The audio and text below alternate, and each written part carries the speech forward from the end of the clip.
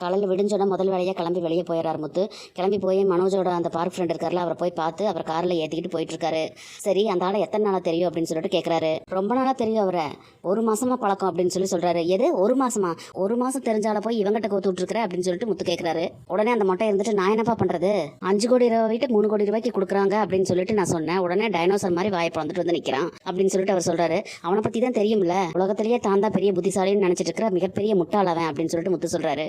என்னமோ நடமாடும் லைப்ரரின்னு சொல்லி அவன் நினைச்சிட்டு இருக்கிறான். இந்த விஷயத்தை என்கிட்டயே நீ முதலே சொல்லி தொலைஞ்சிருக்க வேண்டியதானே அப்படின்னு சொல்லிட்டு கேட்கறாரு. இந்த மாதிரி விஷயத்துல எல்லாம் அவசரப்படக்கூடாதுன்னு சொல்லி எனக்கு தெரியாதாப்பா. இந்த விஷயத்த சொல்லும் போதே அவங்ககிட்ட வீட்டில் இருக்கிறவங்க கிட்ட எல்லாம் கலந்து ஆலோசிச்சுட்டு வா அப்படின்னு தான் நான் அவங்ககிட்ட சொன்னேன் அப்படின்னு சொல்லிட்டு அவர் சொல்றாரு. இல்ல வீட்டில் இருக்கிறவங்களுக்கெல்லாம் அந்த அளவுக்குலாம் தெரியாது, உடனே பேசி முடிச்சிடலாம் அப்படின்னு சொல்லிட்டு அவன் தான் உடனே காசை கொடுத்துட்டான் அப்படின்னு சொல்லிட்டு அந்த மொட்டை சொல்றாரு. அட்லீஸ்ட் உனக்காவது அறிவு இருந்திருக்கணும் அப்படின்னு சொல்லிட்டு முத்து சொல்றாரு. உடனே உங்க அண்ணன் கூட சேர்ந்தா அது எங்க இருந்திருக்க போகுது அப்படின்னு சொல்லிட்டு அவர் சொல்றாரு.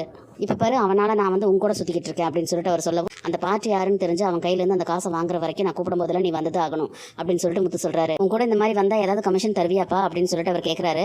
அதான் அந்த ஓடுகாலி கிட்ட வாங்கியிருப்பில்ல அப்படின்னு சொல்றாரு. இல்ல தரேன்னு தான் சொன்னா, ஆனா இன்னும் தரல அப்படின்னு சொல்லிட்டு அவர் சொல்றாரு. இனி என்னெல்லாம் நடக்க போகுதுன்னு சொல்லி நம்ம பொறுத்து வந்து பார்க்கலாம் ஃப்ரெண்ட்ஸ். நம்ம வீடியோ பிடிச்சிருந்தா லைக் பண்ணி சப்ஸ்கிரைப் பண்ணுங்க.